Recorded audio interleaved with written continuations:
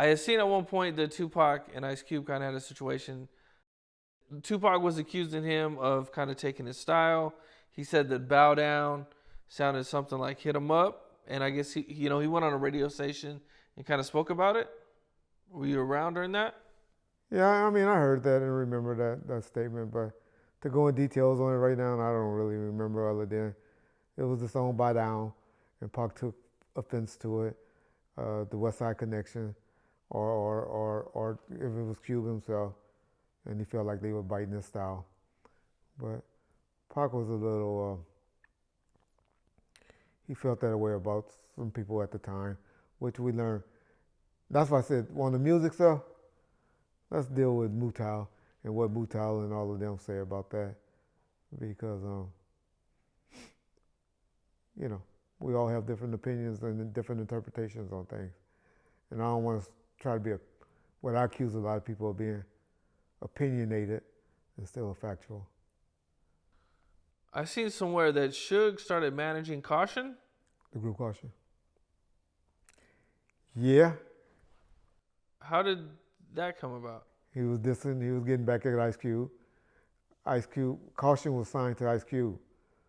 So what Suge would do back then, he had learned this from Jimmy Iovine, because Jimmy did it with that guy that was in the group. What was that big white rapper that was real popular? God dog it. He ended up, he would sign people as producers. MC Search? No, he was mainly Bone something. Are you talking about the producer? The dude from Def Jam? He was signed to a label, but he ended up signing him as a producer. But anyway, that's what Suge would do. Get control over artists. He would sign them as a producer, and then he did it with Quick and stuff like that when he couldn't sign you as an artist. But he had Caution as a management group with Sharitha, and he signed them to manage him. That's when we took him on the tour and stuff like that. And it was mainly to get back at Ice Cube at the time, because they were a real hot upcoming group at the time that was signed to Ice Cube. Why do you want to get back at Ice Cube? I don't know. I don't remember the beef at the time. It was mainly could have been something with priority or something like that. But I don't remember. I remember I seen an interview with Cube, and he said that he was invited on the boat with, I believe it was a Doggy Style release party. Yeah, the album, that's the one the big fight broke out. The big fight broke out. Yeah. He was like, hell no, I ain't getting on the boat with Death Row. Cube was a smart man. Yeah. But yeah. I still Cube, still one of my favorite rappers and producers of movies out there. Yeah. Whatever happened on that boat? What was? This is before my time. I wasn't around. That's when he had some other security, but mainly the Muslims was involved with the security on that. But it was something that happened between the Long Beach guys and some of the mob guys that happened on the boat.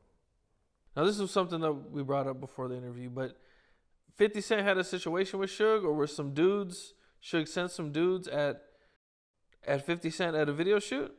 Yeah. That was my boy Magic from 8-7 Trey Gangster.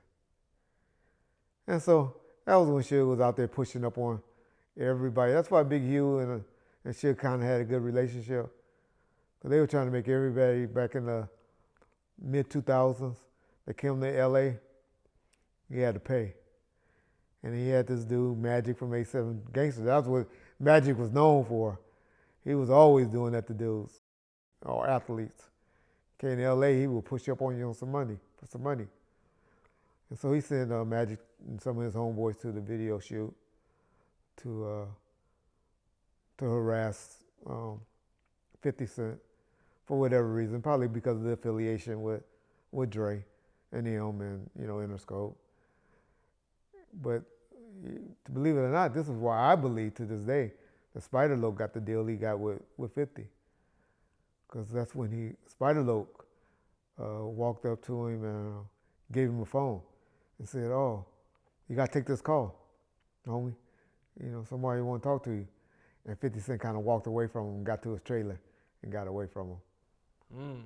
And so it's safe to say that Spider Loc saved 50 a beat down or some pressure that particular day. Yeah, I believe Spider Loc is spoke about this before, so Okay. shout out Spider Loc. Yeah, Spider Loc, my nigga. Yeah, Yeah. for sure. We did an interview a few years ago. Oh, okay. Man. Yeah. Dope interview. Yeah. It was, definitely, Spider, I turned into his Very YouTube articulate channel. young man. Very articulate, man. He definitely knows how to tell a story and convey, his opinions or, things that he's saying, man. Yeah, Definitely. Spider, very articulate, very well spoke.